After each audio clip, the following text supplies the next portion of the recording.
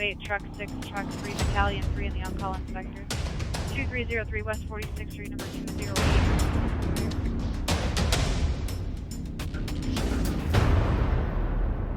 Hi, I'm Division Chief Steve Fessler with Sioux Falls Fire Rescue.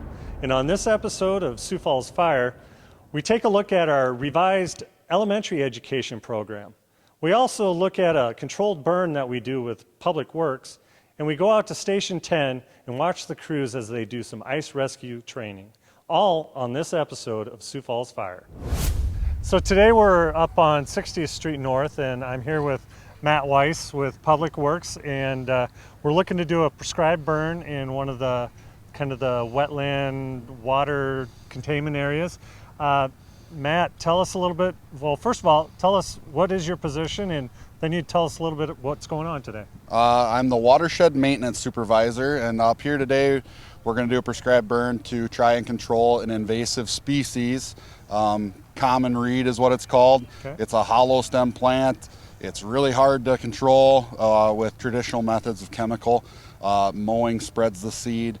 What we're trying to do here is burn off all the extra foliage so that in the spring we can come out when it's starting to come out of the ground and kill it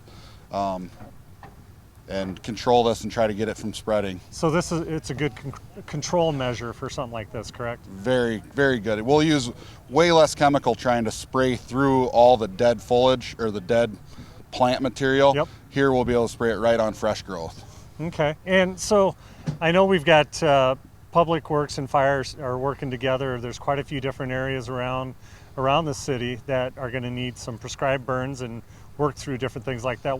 What are some of the different reasons that we have to do those? During maintenance projects are done during the winter on these, and they are sloughly, they're full of silt, so this acts as an insulator barrier to it freezing full depth. So if we burn it off, it will freeze deeper. We'll be able to get out there with equipment and do a better job cleaning them out. So that's what we've done in the past. So doing a burn in the fall will allow it to freeze over in the winter more, and you can do what you need to do then. Correct. Okay, so and this is one of these great partnerships of the different departments within the city that we work together to facilitate your needs and our needs. It's good training for our guys, and it's great for you to be able to do what you need to do. Oh, it increases our efficiency on a project like this tenfold. All right, well, we'll let you get going on this. Thank you very much, Matt. I'm here with Captain Trent Bow, and he's in charge of he's the IC on this controlled burn today. And Trent, tell us a little bit what's all going to happen, what are you looking at doing, and how's this going to work? Well, we have it's a pretty nice day out today. We got nice winds north, about 10 to 15 miles an hour, which gives us a nice burn area and keeps away from the buildings that we're having. It might impact 60th Street North a little bit, yep. But for the most part, we're going to try to start a fire in the middle of this thing and then bring it on the edges, and hopefully we can keep the smoke coming into the middle. And then we'll work around the edges with our UTVs and our wild ends, and we're using the drip torch. We'll drop some fire and let it, hopefully everything works to our plan. So this we're working in conjunction and as a partnership with Public Works in some of their areas, but for our guys, what does something like this, a controlled burn like this, do for our training? Well, we have a lot of younger guys on this department that have never seen, a whole lot of a wildland interface type fires. So for us, we have a few of us, like myself, that has 20-some years of experience, came from the background of wildland. Mm-hmm.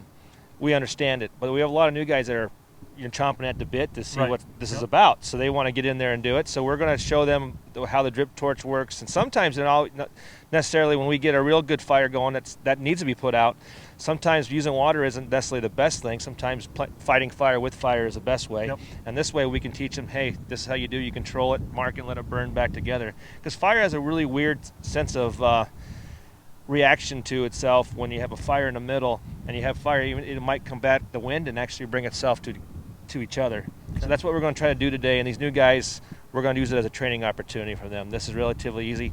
Public Works needs us to do some stuff. It gives us good, valuable training, and we can help them get these waterways cleared out so they can have better drainage and then better flood protection for these people. So, yep. Sounds good. Thank you very much. All right, thank you. Hi there, my name is Captain Nick Luther, Sioux Falls Fire. Out here today on the pond, we're doing some ice rescue training. We have Heavy Rescue 5 out here. located at Station 5, obviously. They specialize in USAR, which is Urban Search and Rescue. One of the disciplines under the USAR program is ice rescue training. So they have all kinds of equipment to help rescue somebody that's fallen through the ice. And that's what we're doing out here today. It's nice having them out here.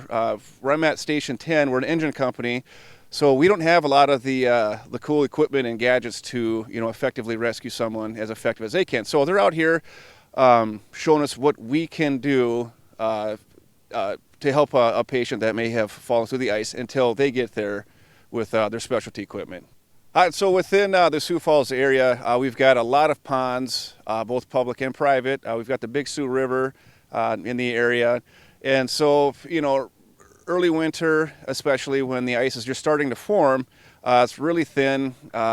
People mistake that and they'll go out there and make the error and fall through the ice. That's why we're there. So anyway, we train this time of the year when the ice is bad, we call it.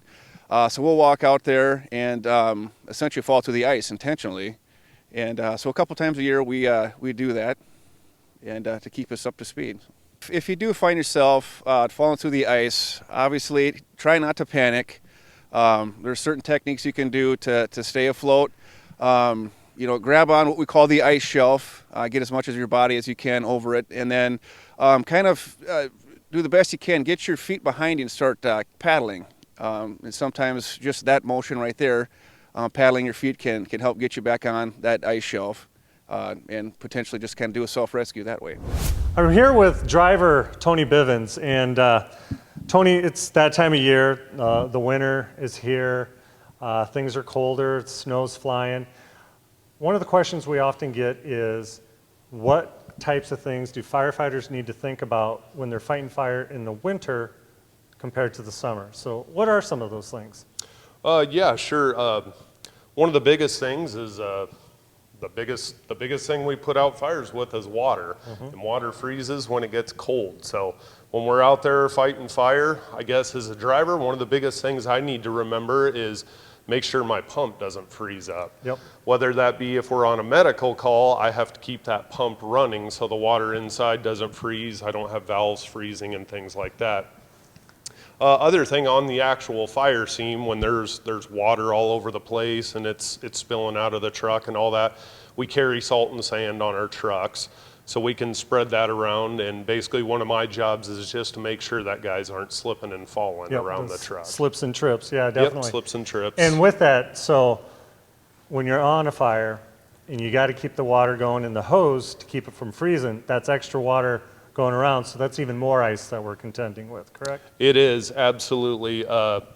One of the things I try to make sure the firefighters, since I have to keep the hoses running, we have to let a little bit of water flowing through them so they don't freeze up, is make sure that water is flowing in an area that's not our main traffic area too, so we have guys slipping and falling all over Looking the out place. for the safety of everybody the entire time. And so, like, with a wintertime fire, what's the best way? I mean, do firefighters just stay warm in their bunker gear they have, or or is it layers? What are some of the things they think about there? There's definitely some guys that add on some extra layers. Guys I've seen in my 13 years is they always, they have extra clothes with them. They have extra gloves or extra shirts because we're always getting wet.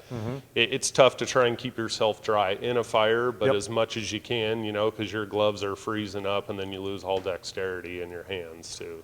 So with that too, as firefighters work, they get cold, taking breaks in between things, moving people around, getting them warmed up, back in the fire, different things like that, correct? Yes, yeah, we actually have our AMBU bus that we can bring on scene now, and that's kind of a rehab area for us too, is we can keep firefighters warm in that, so it's kind of a refuge for them to go to and stay warm. And also one of the biggest things, and you especially as a driver, that you think about when you're pulling up to a fire, you're looking for that fire hydrant.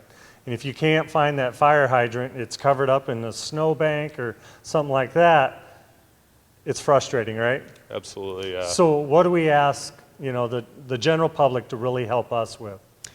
We really like the public to keep a 3-foot clearance around the fire hydrants because, you know, it could be their house on fire someday with that fire hydrant, right? And all it is costing us time to, if we have to dig through that hydrant on our own. They do have the flags sticking out of them, so that's, you know, how we locate them if there is snow around them, but it'd be great if they could keep a clearance for us. Seconds can save lives in this respect, right? Yep, absolutely. So we just ask that 3 feet around, that way we can find them, we can connect to them, and we can get the water flowing right away. Yep. All right, well, I thank you very much for taking some time out, talking a little bit about this winter firefighting, and once again, thank you. All right. I'm here with Captain Ryan Cox. He's Sioux Falls Fire Rescue's Community Risk Reduction Specialist.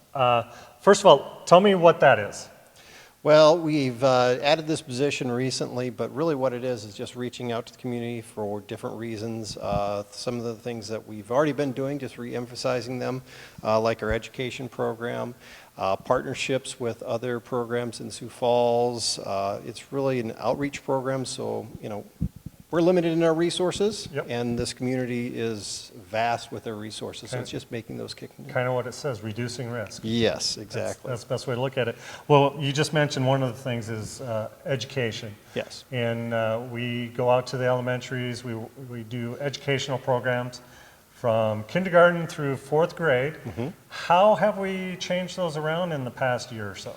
Well, we were using curriculum that we'd been using for about, I hate to say this, 30 to 35 years. Kind of a long time. A long time, you know. I was actually a teacher before I became a firefighter, so I get, you know, roundabout way came back to it again. Yep. But what we did is we looked at how effective we were. What were the messages that we were getting to the students, and we really revamped the whole program. We, instead of driving to every school to deliver it, we've actually started doing virtual with some of the grades as well, which helps us, especially in Sioux Falls. I mean, we continuously keep growing, and I think we have 23 public schools, 6 Catholic schools, some Lutheran schools, Brandon. The multitude of schools that are in our area. Yeah, correct. so we had to come up with a way to keep up with that growth because staff-wise we weren't, you know, growing, so we needed to be more, you know, efficient with our time. And going virtual has definitely made us more efficient with it, and it's opened up some other opportunities with other school districts around us too, correct? Yeah, I mean, Sioux Falls isn't just Sioux Falls anymore. We have and other surrounding communities that everybody commutes in. In fact, I live out of town and I commute in. So we wanted to try to start reaching out to those communities as well because they aren't, you know, they didn't have those resources for that education portion. And I know one question some people will have, do we still have the puppet show? Oh yes, definitely. And actually we've added things to it. We've actually enlarged that program a little bit, and then we're going to start reaching out to some of those other smaller communities as well. And the other unique thing we've done with it too is we've incorporated some of the puppets into the 1st grade, 2nd grade, and the 4th grade program too. Okay, so they'll see those puppets from the time they're in kindergarten and working up through those first 4 grades and, so and moving on with the, in addition to just fire safety, a whole multitude of safety items, correct? Yes, we've partnered with Avera for over probably those 30-some years with the puppet show only. And luckily I was able to talk them into helping us with the upper grades as well. So they come and help us with the 1st grade, 2nd grade, and 4th grade, which then it helps use that resource instead of using our own personnel for that education portion. You skipped 3rd grade. What's 3rd grade? 3rd grade is still in person, so we're still doing the safety house where we take out to the schools and they get to experience that. But the other grades we do virtually. Okay. Well, sounds good. Thank you for giving us a little bit more information on how we've changed up our education program, working with the schools, and we'll keep on going. Thank you. No problem. Thank you for watching this episode of Sioux Falls Fire. And if you'd like more information on Sioux Falls Fire Rescue, go to siouxfalls.org/fire. And remember, 3 feet around the hydrant can save not only your house, but your neighbors.